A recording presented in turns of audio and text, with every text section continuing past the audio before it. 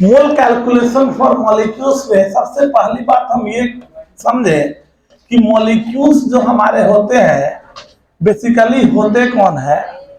तो मॉलिक्यूल्स हमने कहा था ये जो मॉलिक्यूल्स होते या तो ये आइदर एलिमेंट्स होते हैं या ये कंपाउंड होते हैं। कंपाउंड और एलिमेंट को कंबाइनली हम लोग मॉलिक्यूल्स बोलते हैं।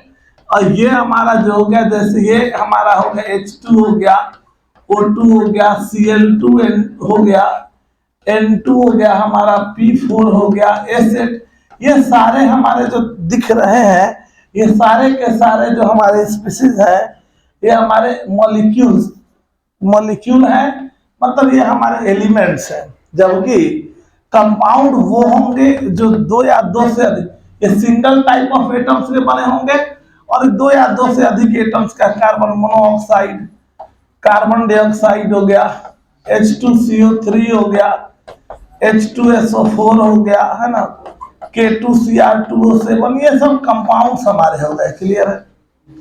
और एलिमेंट सिंपल सा बात हो गया, जो कंपाउंड हमारे होते हैं, बात सिंपल समझो।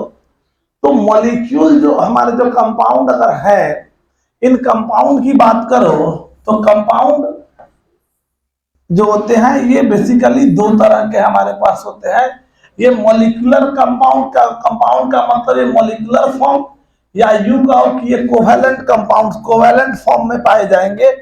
मतलब ये हमारे कौन होंगे, कोवैलेंट कंपाउंड होंगे।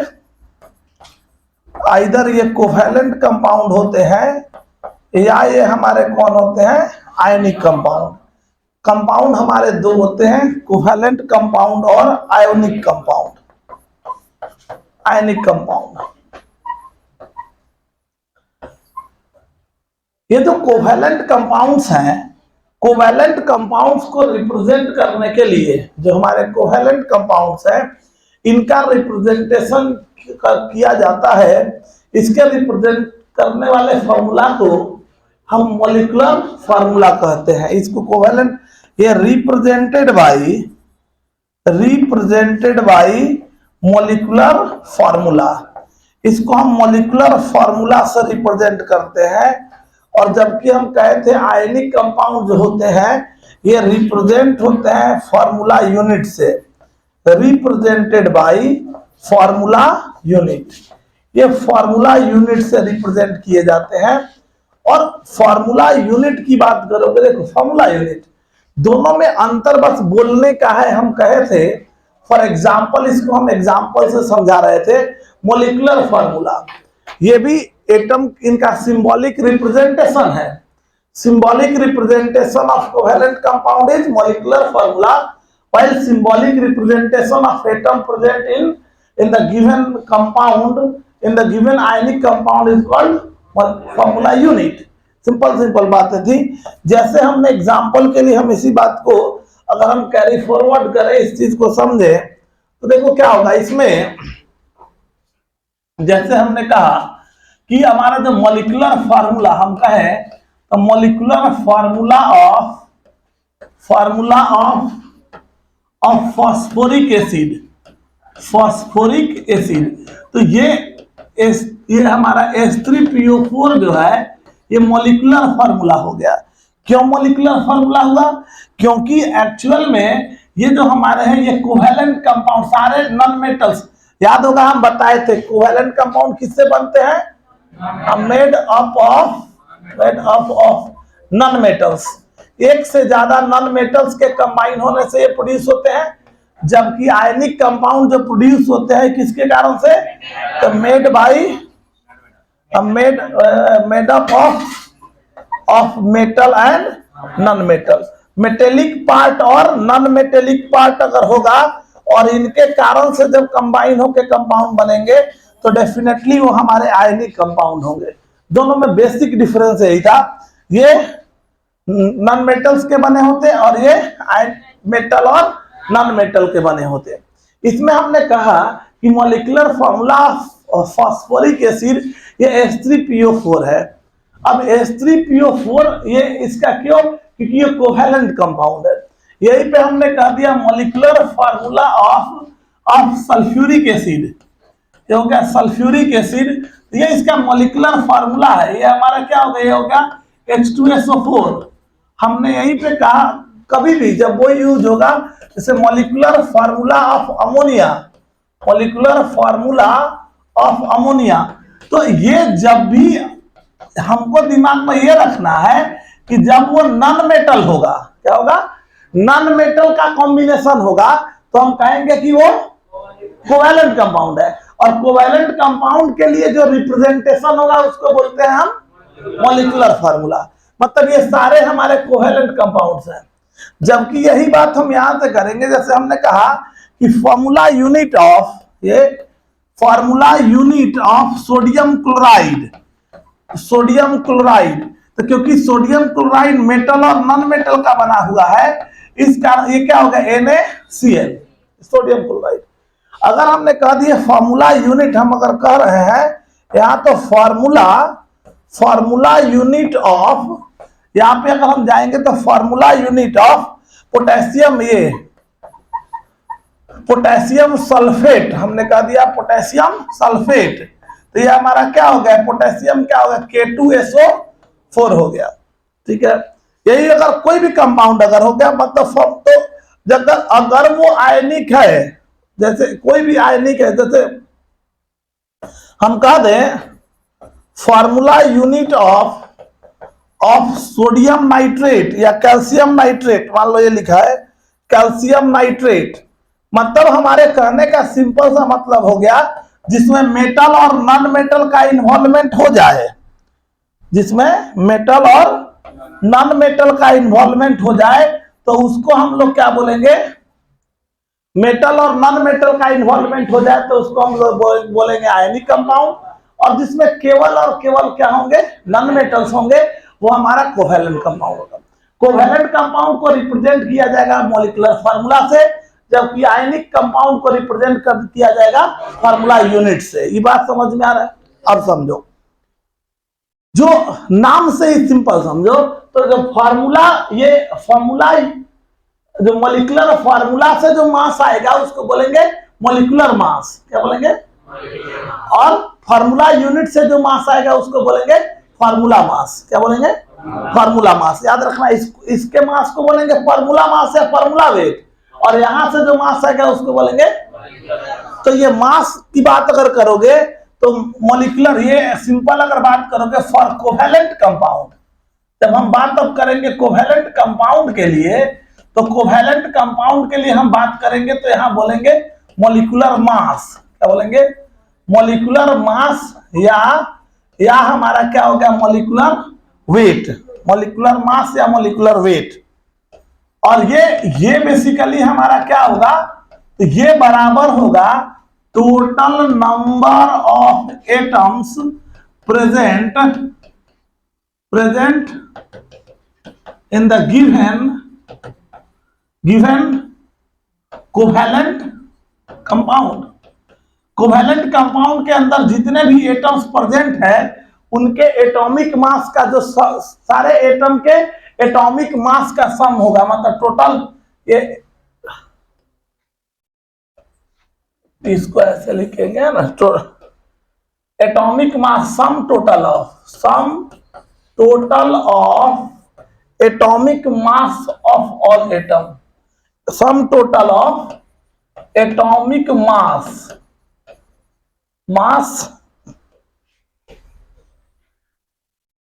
sum total of atomic mass of all atoms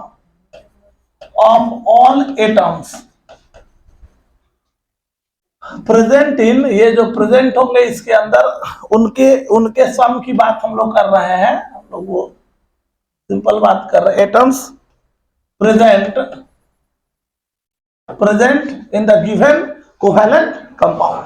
मतलब मॉलिक्यूलर मास या मॉलिक्यूलर वेट क्या होगा, तो सारे एटम्स के एटॉमिक मास का सम होगा जो एटम उस कंपाउंड के अंदर प्रेजेंट होंगे। समझ में आ रही बात? जैसे फॉर एग्जांपल के लिए अगर मान लो हमारे पास है सल्फ्यूरिक एसिड, तो हम जानते हैं सल्फ्यूरिक एसिड का मॉलिक्यूलर मास, मॉलिक्यूलर फार्मूला क्या हो गया, H2SO4, ये इसका मॉलिक्यूलर फार्मूला है।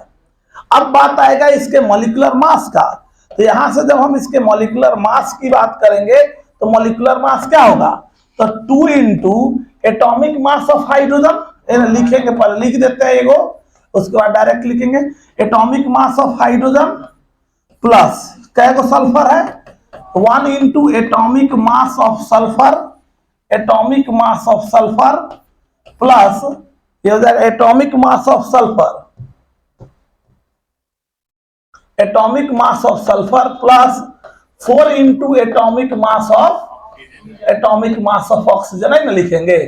फॉर्मूला अपने पास सही होगा, हम लोग ऐसे ही लिखेंगे, क्लियर है।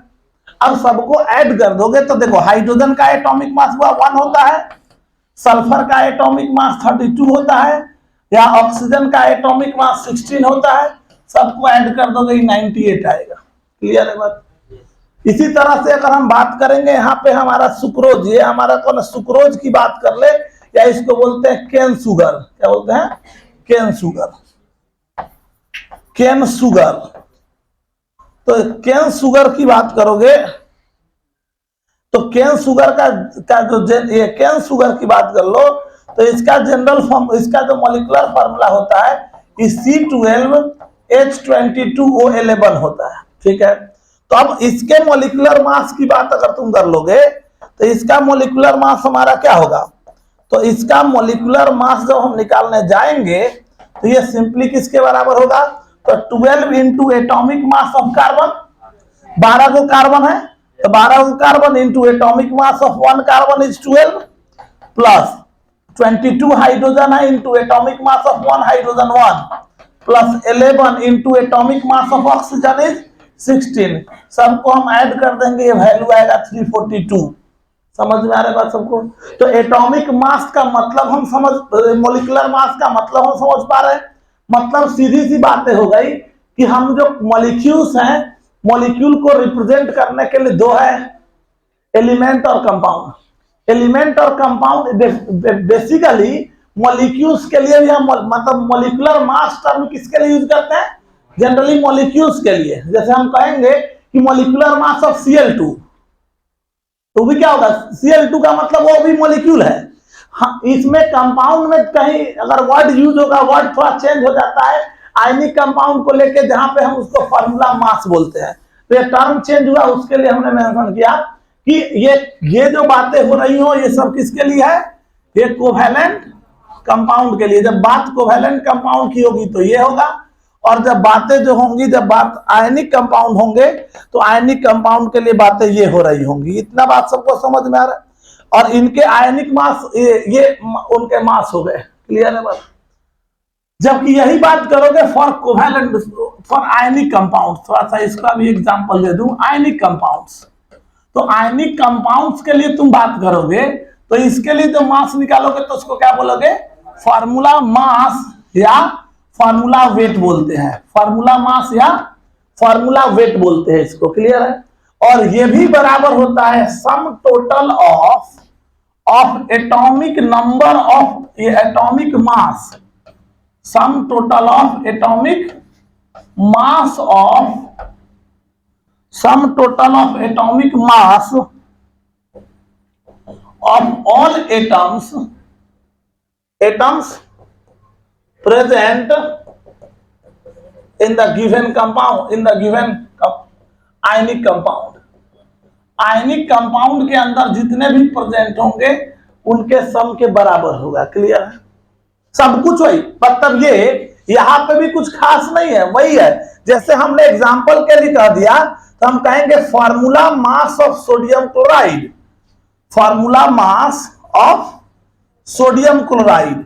तो सोडियम क्लोराइड मतलब जब हम बात यहां पे हम कर रहे हैं, इसके फार्मूला मास की बात अगर हम कर रहे हैं तो फार्मूला मास जब भी हम बातें हमारी होंगी और हम बोलेंगे फार्मूला मास तो हम समझ जाएंगे कि हमको बात किसका हो रहा है, आयनिक कंपाउंड का, सोडियम क्लोराइड। तो सोडियम क्लोराइड का फार्मूला मास हुआ निकालोगे तो क्या होगा, सोडियम क्लोराइड का फार्मूला यूनिट क्या हुआ, NaCl। क्या हुआ ये, NaCl। ये हो गया NaCl।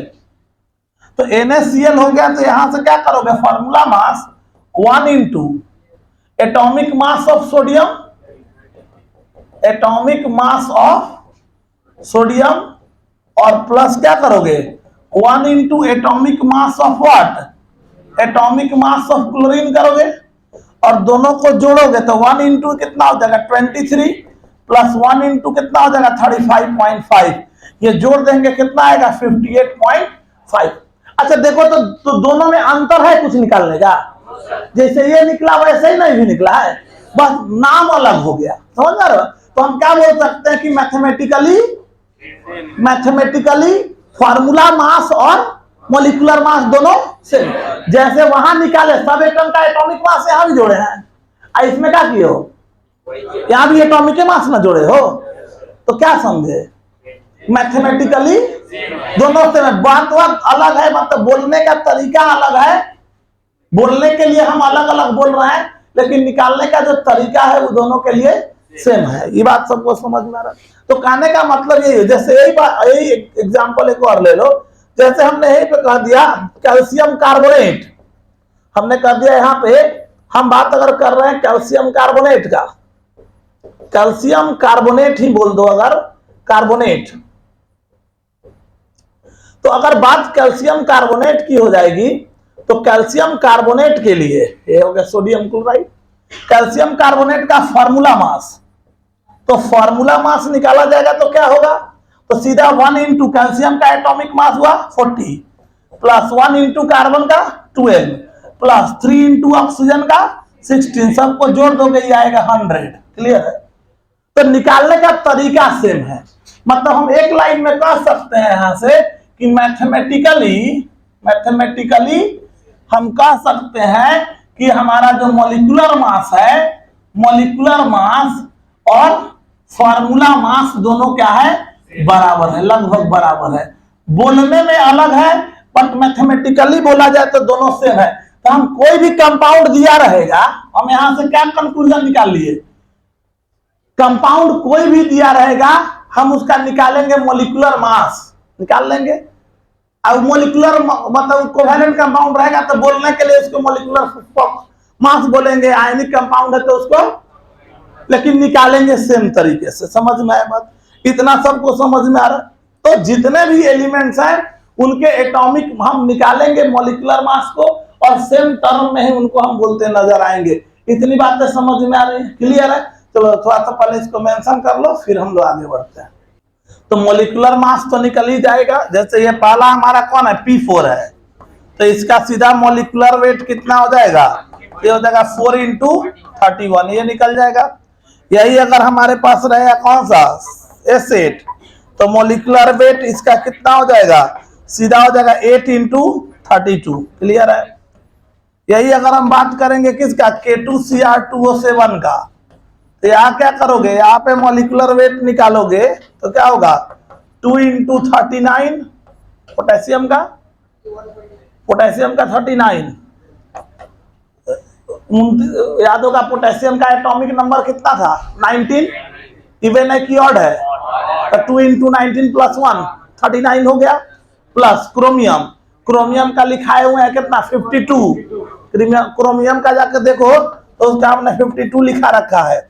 उसके बाद कौन बचा इधर ऑक्सीजन, तो ये कितना हो जाएगा प्लस 7 इंटू 16, ये हमारा हो जाएगा कितना प्लस 7 इंटू 16, ये ऐड कर दो, वैल्यू कितना आएगा, कैलकुलेट करो कितना आता है, कैलकुलेट करो,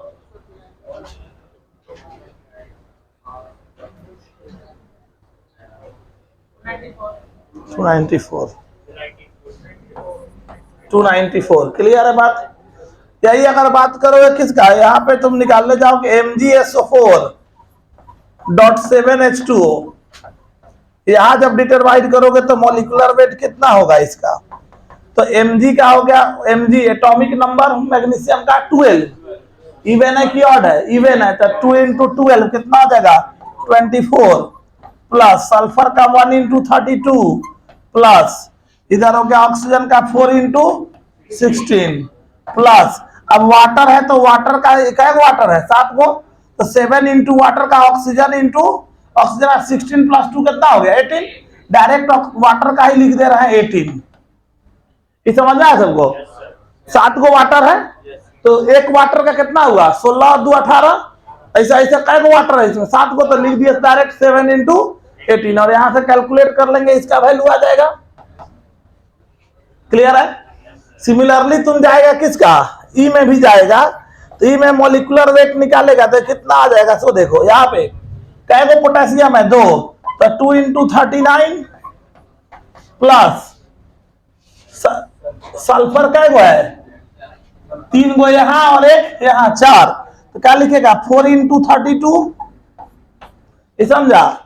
देखो एगो सल्फर इसमें है, 3 सल्फर यहाँ है, 3 और एक 4 सल्फर, तो क्या हो जाएगा 4 इंटू 32 प्लस, अब आ जाएगा कौन सी देखेगा इधर, वाटर को अलग करेंगे, ठीक है। यहाँ पे देखेंगे ऑक्सीजन, इधर ऑक्सीजन का 12 को ऑक्सीजन इधर है और इधर 4 ऑक्सीजन है 16, ये समझ आ रहा है बात हमको। ये हो गया 12 और इधर हो गया 4 16, तो सीधा हो जाएगा क्या 16 इंटू 16, ऑक्सीजन का हो गया, 2 गो एल्युमिनियम है तो 2 इंटू 27 हो गया एल्युमिनियम का, प्लस क्या को वाटर है 24 गो वाटर है तो 24 गुना 18 हो गया, वाटर का कितना हो गया 18, ये जोड़ेगा इसका वैल्यू आएगा 948, कितना आएगा 9। तो पोटास एलम ये कौन कंपाउंड है, ये पोटास एलम है, ये पोटास एलम है। तो पोटास एलम का फॉर्म का डायरेक्ट याद रखोगे, मॉलिक्यूलर मास कितना है, धीरे धीरे याद। अब क्या करना है कि बार बार निकालने से बढ़िया है कि कुछ कुछ जो एलिमेंट जो इंपॉर्टेंट है उसको ऐसे तो निकाल सबका सकता है। अरे तो मॉलिक्यूलर मास निकाल लेगा ना सबका, सब एटम का एटॉमिक मास जोड़ देना है तो मॉलिक्यूलर मास हो जाएगा, तो निकालने में तो हमको दिक्कत नहीं होना चाहिए। हाँ बात आएगा उसमें क्या कि उसको मतलब कुछ जो क्वेश्चन जब बना रहे होंगे तो उस समय जो मॉलिक्यूलर मास हम ज्यादातर यूज करेंगे, कोशिश करेंगे कि उसका मॉलिक्यूलर मास धीरे धीरे हमको याद रहे कि क्वेश्चन बनाने में हम डायरेक्ट इसको पुट कर सके। क्लियर है। ऐसे निकाल सब हम किसी भी मॉलिक्यूल का मॉलिक्यूलर मास हम आसानी से निकाल सकते हैं। क्लियर है। Molecular mass of some important compounds, कुछ इंपॉर्टेंट कंपाउंड्स का मॉलिक्यूलर मास हम लोग मेंशन कर दे रहे हैं। देखो तो कंपाउंड में जैसे हमारा कौन हो गया, कार्बन डाइऑक्साइड हो गया, मीथेन हो गया, जो ज्यादातर हमको फ्रिक्वेंटली यूज होगा। ये हमारे पास अमोनिया हो गया, इसकी यहाँ पे तुम यूज करेगा H2SO4 और H3PO4 हो गया। इसमें कार्बन डाइऑक्साइड का एटॉमिक मास जो है CO2 का 44 होता है, मीथेन का 12 और 4 16 16 होता है। निकाल तो सब कर सकते हैं हम, पता है हमको, लेकिन कुछ जो है डायरेक्ट अब हम लिख दे रहे हैं कि कुछ कुछ को धीरे धीरे तुम याद रखोगे। Na2H2O3 थायोसल्फेट सॉल्यूशन और KMnO4 पोटेशियम पर मैग्नेट, दोनों का निकालोगे तो 158 आता है। तो हम कुछ कॉमनली जो यूज होने वाले कंपाउंड है उनका लिख दे रहे हैं कि जो इसको धीरे धीरे तुमको मेमोराइज करके रखोगे तो क्वेश्चन बनाने में डायरेक्ट आसानी हो जाएगी। कैल्शियम कार्बोनेट का हमने बोला कितना 100, ऑक्जेलिक एसिड C2O4H2 इसका 90 होता है। इसके बाद इधर अगर तुम यूज करोगे इसमें C6H12O6, ये हो गया कितना 180, AgCl 143.5, AgNO3 170, यहाँ पे अभी हमने लिखा था K2Cr2O7, इसका हम लोग देखे थे 294, और एक और लिखे थे हम किसका निकाले थे, ये C12, ये सुक्रोज का ग्लूकोज C12H22O11, ये हमारा इसका कितना था 342। तो कम से कम ऐसे निकालने का तो बहुत सारे एलिमेंट, बहुत सारे कंपाउंड्स मिलेंगे, बहुत जिनको हम डिटरमाइन करने वाले हैं। लेकिन कुछ ज्यादातर जो क्वेश्चंस में यूज होने वाले कंपाउंड्स हैं उनका हमने लिख दिया है। इसको धीरे धीरे मेमोराइज करने का प्रयास करोगे। HNO3 का 63 होता है। यहाँ पे अगर जाओगे तो इसमें कार्बोनिक एसिड H2CO3 का 62 होता है। ये कुछ कंपाउंड्स जो है इंपॉर्टेंट कंपाउंड्स, उनका एटॉमिक मास हमने मेंशन कर दिया है।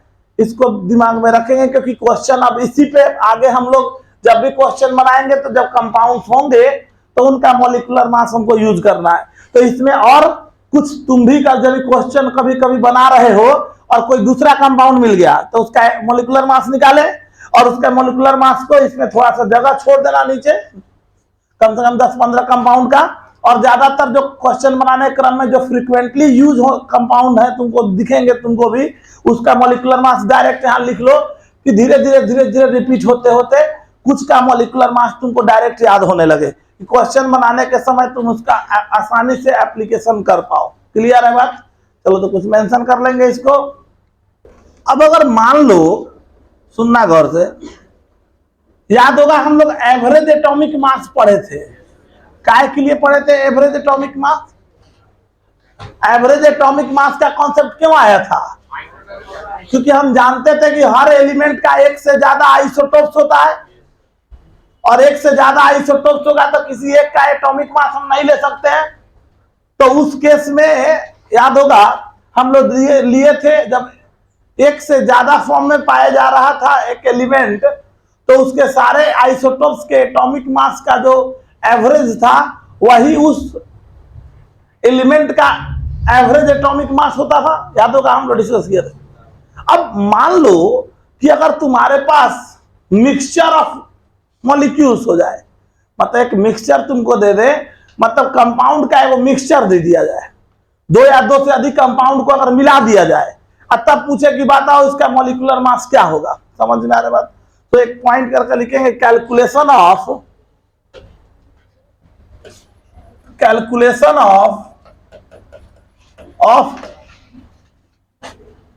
molecular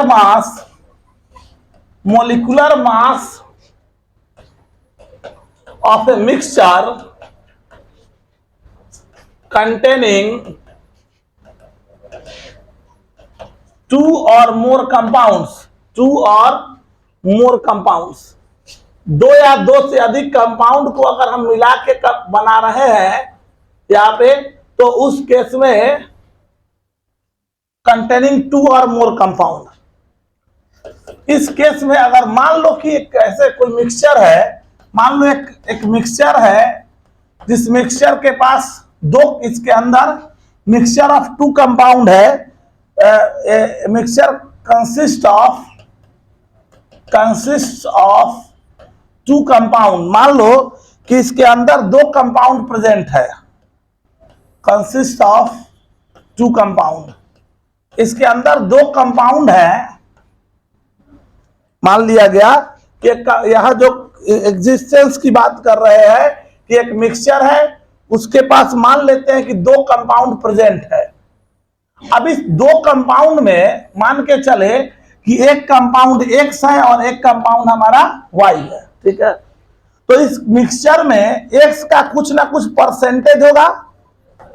मान लेते हैं कि इसका परसेंटेज जो है वो x1% है, और इस कंपाउंड का जो है वो x2% इसका परसेंटेज है। मान लेते हैं इसको, हम लोग ऐसा करते हैं, कंपाउंड ए और बी मान लेते हैं, ना तो एक्स और वाई में कंफ्यूज कर जाएगा। तो ये ए और बी हमने मान लिया, दो कंपाउंड है।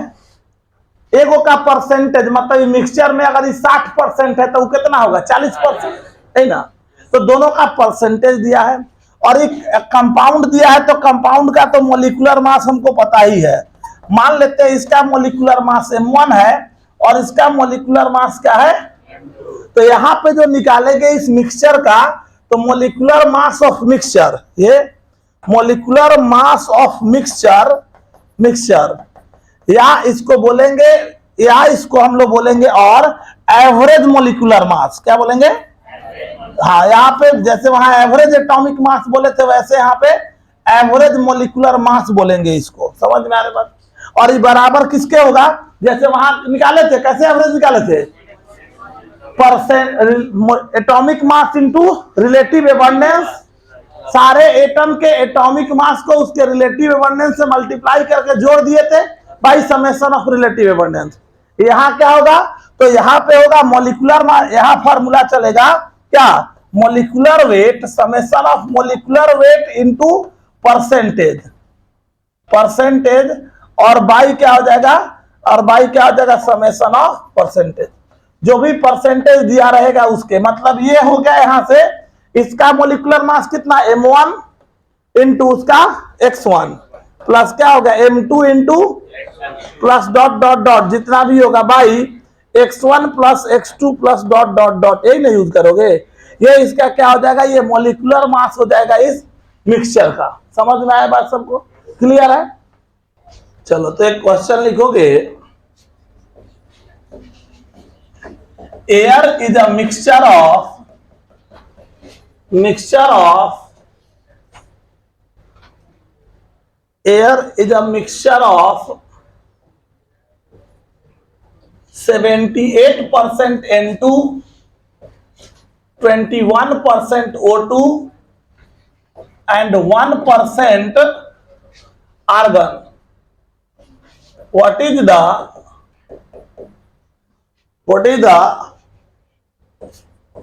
average molecular mass of air? या सीधा एवरेज नहीं भी लिखा रहा है, और लिखा रहा है what is the molecular mass of mixture, molecular mass of air, क्योंकि एयर एक मिक्सचर है, तो एयर का मॉलिक्यूलर मास मतलब मिक्सचर का मॉलिक्यूलर मास, और मिक्सचर का मॉलिक्यूलर मास मतलब क्या, सारे एटम के, मतलब मिक्सचर का मॉलिक्यूलर मास का मतलब क्या हुआ, एवरेज मॉलिक्यूलर मास। क्लियर है बात? चलो तो इस क्वेश्चन को बनाओगे जल्दी से।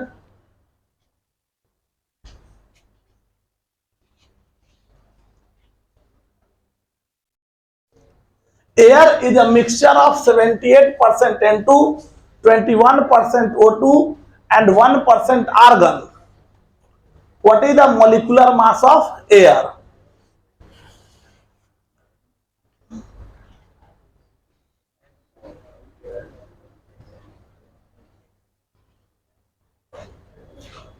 तो यहां पे बन जाना चाहिए सबसे सिंपल सा बात है कि एयर है, और एयर किसका बना है, इसमें N2 है, O2 है और आर्गन है। ठीक है, इसका परसेंटेज अगर जाओगे तो परसेंटेज में क्या है, N2 कितना है 78%, O2 कितना है 21%, आर्गन कितना है 1%, ये परसेंटेज हो गया। अब इसी में अगर हम लेके चलेंगे यहाँ पे क्या, एटॉमिक मास, एटॉमिक कह रहे हैं तो एलिमेंट है तो मॉलिक्यूलर मास, अब सबका मॉलिक्यूलर मास ले लो, तो N2 का मॉलिक्यूलर मास कितना होगा 14 इंटू 2, एक नाइट्रोजन का 14, तो यहाँ 2 नाइट्रोजन है तो कितना होगा 28, ऑक्सीजन का 16 गुना 2 कितना होगा 32, आर्गन का कितना होगा 40, ये पुट कर दिया हमने। अब यहां से अगर तुम यूज करोगे इस वैल्यू को, अगर हम यहां से देखेंगे तो हम क्या करेंगे, यहां से समझो, तो एवरेज मॉलिक्यूलर मास यहाँ पे सिंपल हो गया, molecular mass of air, formula हमारे सामने है। अब तो मॉलिक्यूलर मास ऑफ एयर अगर हम निकालने जाएंगे मिक्सचर, क्योंकि एयर एक मिक्सचर है, तो कितना हो जाएगा M1 इसका 28 into 78, M1x1 plus M2 into x2 और प्लस कितना हो जाएगा M3 इंटू x3 ऐड करके, और बाई सारे का रेशियो कितना हो गया 78 21 1, 78 प्लस 21 प्लस 1 कितना हो गया 100, और यहां से हम लोग इसका परसेंटेज डिटरमाइन कर लेंगे, ये परसेंटेज हमारा कितना आएगा। बात समझ में आ रहा, क्लियर है बात सबको?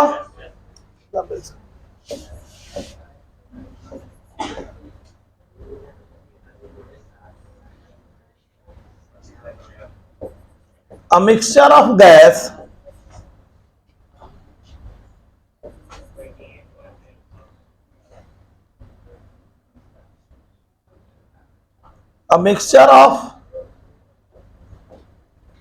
carbon monoxide and carbon dioxide contains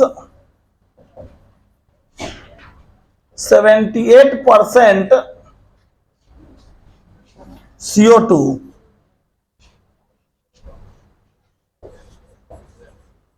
What is the molecular mass of gaseous mixture? Molecular mass of gaseous mixture.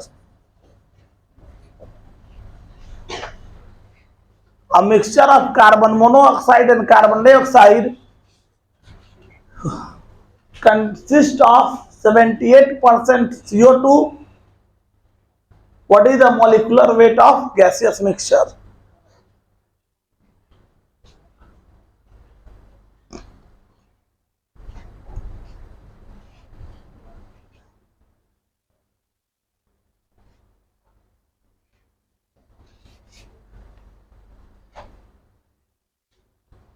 ये भी निकल जाएगा। 78% CO2 है तो बचा हुआ कौन होगा? सब मिलकर 100% ना होगा। तो इसका अंडरस्टूड हो गया क्या कि मिक्सचर के अंदर कार्बन मोनोऑक्साइड और कार्बन डाइऑक्साइड है, तो 78% CO2 है तो बचा कितना? 22%। तो 22% कौन हो गया? Carbon monoxide. दोनों का जैसे ही परसेंटेज आ गया तो फिर उसका एवरेज मॉलिक्यूलर मास निकाल लेंगे। हो गया? चलो, तो अब बात यहां से आता है, ये तो क्वेश्चन तुमसे बन जाना चाहिए। सीधा हो गया कि कार्बन मिक्सचर जो है, इस मिक्सचर के अंदर क्या हुआ? कार्बन डाइऑक्साइड है और कार्बन मोनोऑक्साइड है। परसेंटेज की बात कर लो तो ये 78% है, तो सब मिलके 100% होगा, तो 78% है तो 22% होगा। अब रहा बात मॉलिक्यूलर वेट का, तो कार्बन डाइऑक्साइड का कितना हो गया? 16 और प्लस ये हो गया 32, 44 हो गया।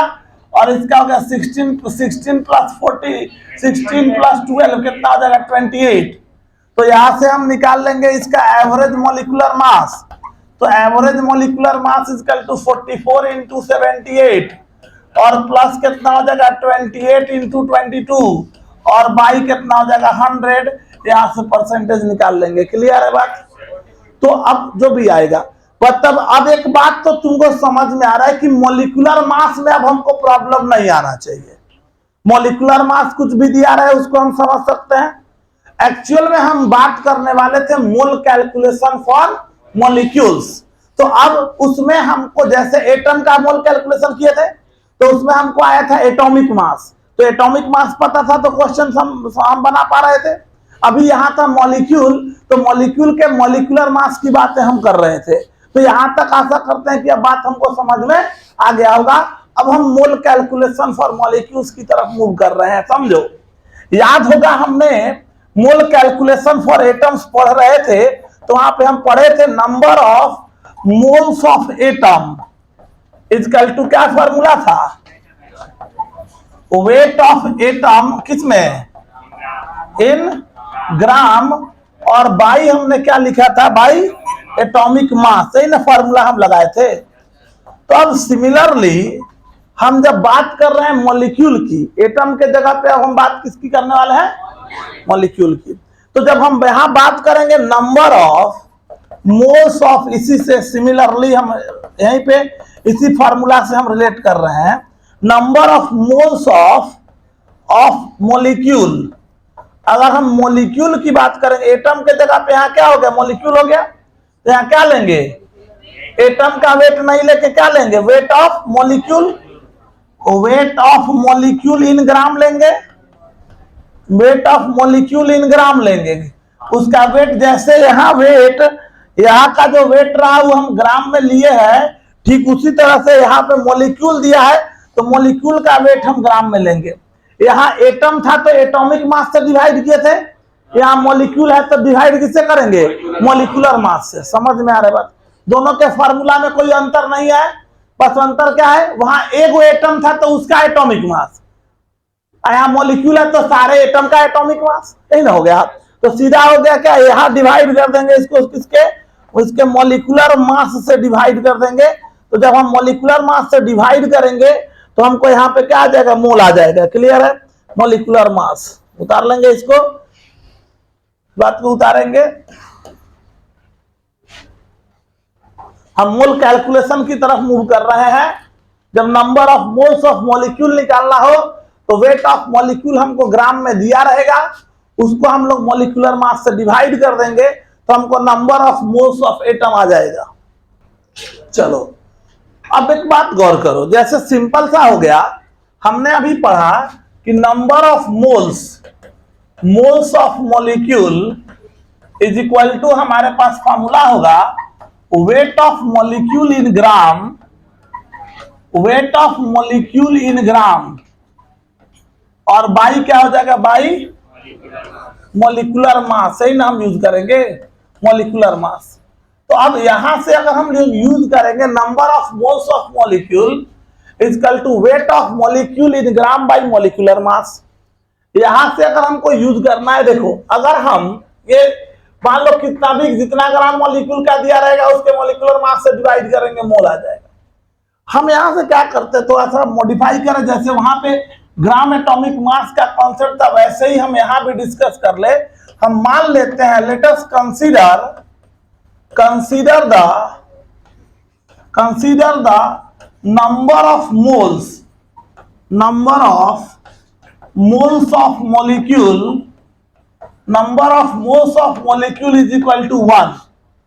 अगर हम number of moles of molecule 1 ले लेते हैं तो 1 लेगा तो क्या हो जाएगा, 1 इज इक्वल टू E1 हो जाएगा।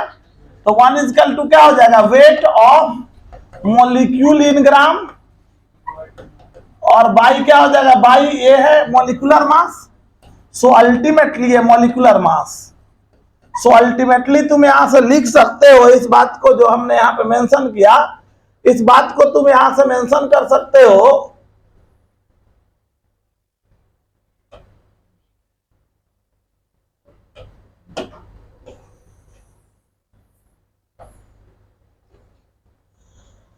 यहां से हम लोग लिख देंगे, ये इसको उधर कर देगा तो क्या हो जाएगा, weight of molecule equal to क्या हो जाएगा, molecular mass in gram equal to ये हो जाएगा सीधा molecular weight of molecule equal to molecular mass in gram हो जाएगा। यही ना लिखोगे, मॉलिक्यूलर मास इन ग्राम लिख देंगे। सो अगर हमारे पास कोई भी स्पीसीज हमको दिया हुआ है और उसके मास की बात अगर हम लोग कर रहे हैं तो उस केस में नंबर ये मॉलिक्यूलर मास इन ग्राम हो जाएगा। क्लियर है? अब समझो, कहने का मतलब ये हुआ कि जब भी हम, ये बात कहने का मतलब तुमको क्या समझ में आ रहा है कि जब भी हम नंबर ऑफ मोल्स मॉलिक्यूल का 1 लेंगे, नंबर ऑफ मॉलिक्यूल्स मोल का, ये मोल का जो कोई भी मोल दिया हुआ है, कोई भी मॉलिक्यूल दिया हुआ है, उसके मोल को जब तुम 1 लेगा तो 1 लेने से क्या हुआ, उसका मॉलिक्यूलर मास किस में लिखा गया, ग्राम में लिखा गया। ये ना हुआ है। और इसी को हम लोग क्या बोलते हैं, ग्राम मॉलिक्यूलर मास बोलते हैं। क्या बोलते हैं, gram molecular mass of that molecule. Gram molecular mass बोलेंगे इसको, ये ग्राम मॉलिक्यूलर मास है। ठीक है, ग्राम मॉलिक्यूलर मास मतलब हमने इस बात को ऐसे हम मेंशन कर दें कि when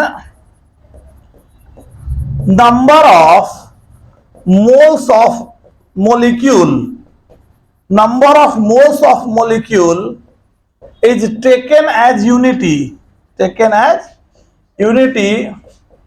then its molecular mass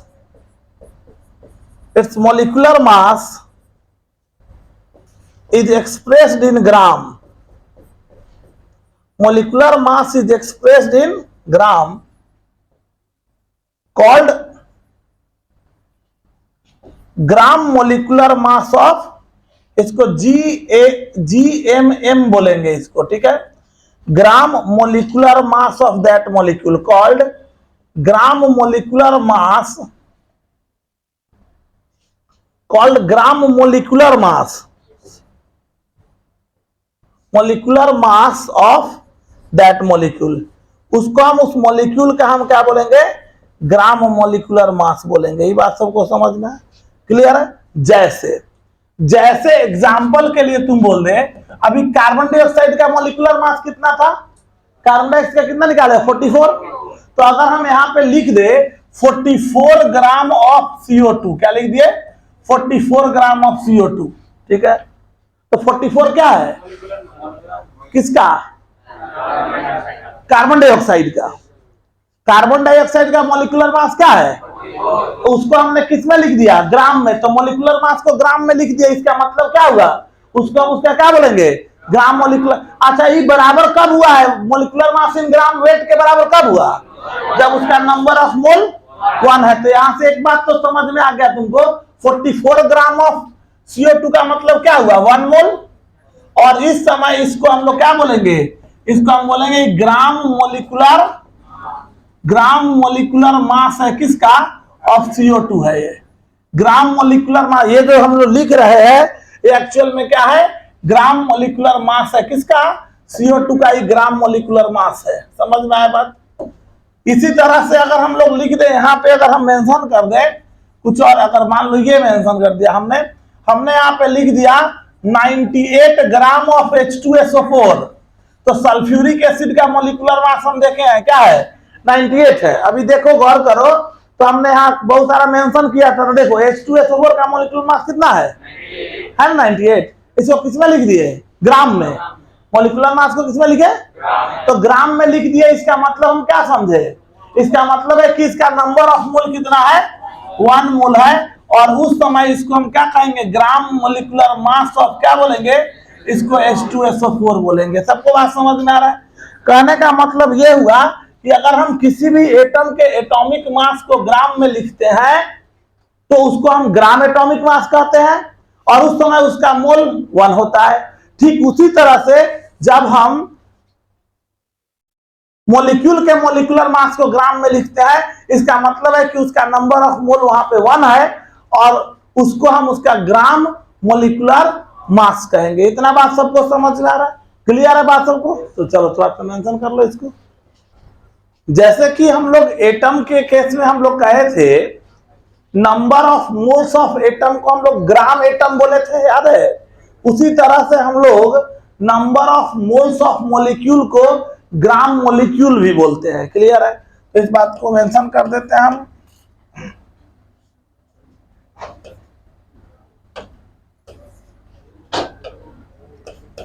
number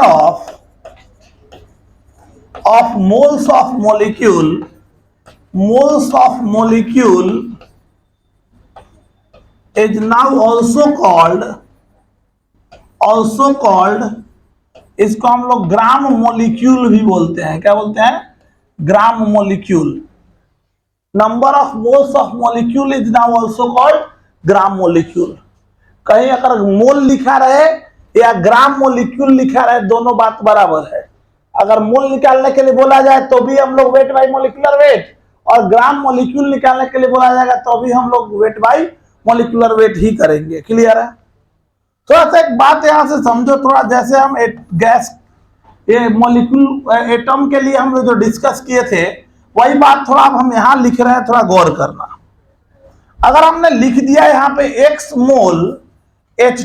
मोल हमने यहाँ पे मेंशन किया कि x मोल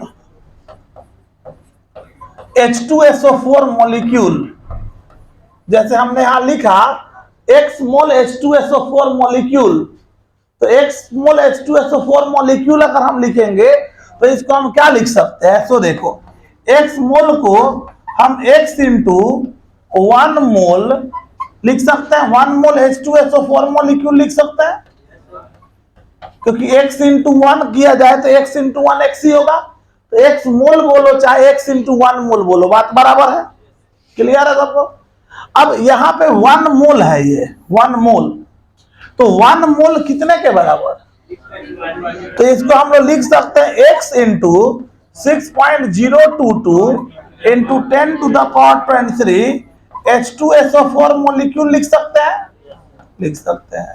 तो ये जो हम लोग लिए हैं, ये क्या लिए हैं, यहाँ पे हमने लिया है x मोल, हमने यहाँ x मोल H2SO4 मॉलिक्यूल लिया, और ये कन्वर्ट हो गया कितना, x इंटू इतना मॉलिक्यूल में। हम यहाँ लिए क्या है, मोल। चलिए कन्वर्ट किस में हो रहा है, तो मोल को मॉलिक्यूल में कन्वर्ट करने के लिए मोल को क्या किया, एवोगाड्रो नंबर से गुना किए हो, मतलब x मोल H2SO4 मॉलिक्यूल, तो मोल के जगह पे x इंटू 1 मोल, तो 1 मोल के जगह पे एवोगाड्रो नंबर, तो x इंटू इतना H2SO4 मॉलिक्यूल हो गया।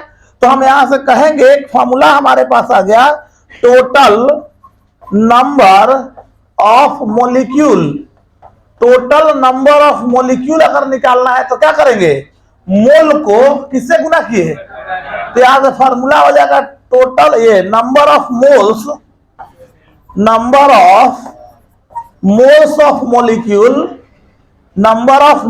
ऑफ मॉलिक्यूल, और इनटू क्या हो जाएगा, इनटू एवोगाड्रो नंबर हो जाएगा।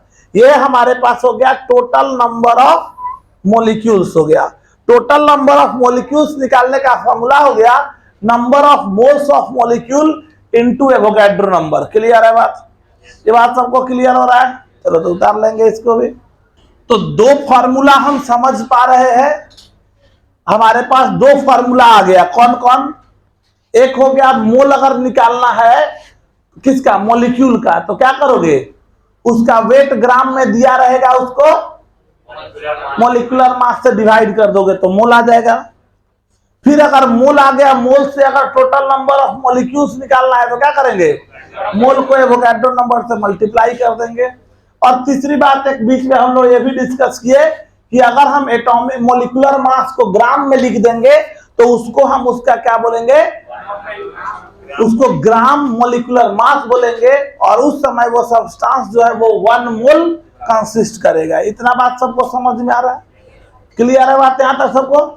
अब एक चीज गौर करोगे, जो बातें यहां तक जो हम लोग डिस्कस कर रहे हैं उस चीज को अगर देखें तो यहाँ पे मेंशन करें तो हम लिख सकते, जैसे हमने यही लिखा 1 मोल H2SO4 मॉलिक्यूल बोला, ठीक है। तो हम बोले कि मोल को ही हम लोग क्या बोलते हैं, ग्राम मॉलिक्यूल भी बोलते हैं, क्या बोलते हैं। तो 1 मोल H2SO4 मॉलिक्यूल बोलो, चाहे इसको हम बोलेंगे 1 gram molecule of H2SO4 molecule बोलो, बात बराबर है। क्योंकि मोल को ही आज के डेट में हम क्या बोलते हैं, ग्राम मॉलिक्यूल बोलते हैं। ये बात क्लियर हो गया। तीसरी बात, हम जब 1 मोल किसी भी सब्सटेंस का लेते हैं तो क्या बताया था, उसका मॉलिक्यूलर मास ग्राम में लिखा जाएगा। तो 1 मोल H2SO4 का मतलब क्या हो सकता है, 98 ग्राम ऑफ H2SO4 हो सकता है। 98 ग्राम ऑफ H2SO4 लिख सकते हैं हम लोग, 98 ग्राम ऑफ H2SO4 मॉलिक्यूल लिख दो, क्लियर है बात, है ना। और 1 मोल किसी भी सब्सटेंस का कितने पार्टिकल के बराबर, तो और हम लोग लिख सकते हैं कितना, 6.022 इंटू 10 टू द पावर 23 क्या, H2SO4 मॉलिक्यूल लिख सकते हैं। तो ओवरऑल अगर हम जितनी भी बातें हम डिस्कस कर रहे हैं, अगर इन बातों को कोरिलेट करें तो ये सारे के सारे टर्म्स जो है वो सारे के सारे टर्म्स क्या है, सेम है। मतलब अगर हम ओवरऑल इस बात को डिस्कस कर रहे हैं तो हमारे पास सिंपल आएगा कि 1 मोल H2SO4 बोल दो, या 1 ग्राम मॉलिक्यूल ऑफ H2SO4 बोल दो, या 98 ग्राम ऑफ H2SO4 मॉलिक्यूल बोल दो, या 6.022 into 10 to the power 23 H2SO4 molecule बोल दो, सारे के सारे टर्म बराबर हैं, किसी में कोई अंतर नहीं है। ये बात सबको समझ में आ रहा है, क्लियर है बात। तो लिख लो इसको, फिर इससे क्या निकल के आएगा बात को बताते हैं। तो यहां से अगर तुम चलो इस बात को अगर रिलेट करो तो तुम यहां बोल सकते हो क्या, देखो तो 98 ग्राम H2SO4 मॉलिक्यूल, मतलब इतना ग्राम H2SO4 मॉलिक्यूल, मतलब एक सिंपल ऐसे सोचो 1 मोल H2SO4 का मास कितना हुआ, 98 ग्राम, और 1 मोल में कितना पार्टिकल है, इतना, तो इतने पार्टिकल का मास कितना होगा, 98 ग्राम होगा। तो यहाँ पे हम लिख सकते हैं क्या, mass of 6.022 into 10 to the power 23 H2SO4 molecule is equal to कितना हो जाएगा, 98 ग्राम होगा। इतना मॉलिक्यूल का मास 98 ग्राम है, तो इसलिए मास ऑफ 1 H2SO4 मॉलिक्यूल कितना हो जाएगा, 98 by 6.022 into 10 to the power 23, इतना ग्राम।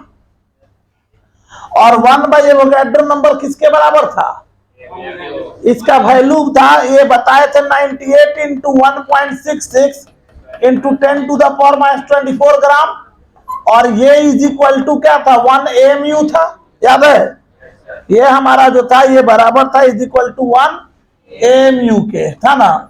तो ये कितना के बराबर, इज इक्वल टू कितना हो गया, 98 AMU हो गया, अरे हुआ ना। तो यहां से दो बातें निकल के आ गई, क्या, मास, यहां से अगर हम रिलेट कर दें तो मास ऑफ, सुनो, mass of 1 H2SO4 molecule, mass of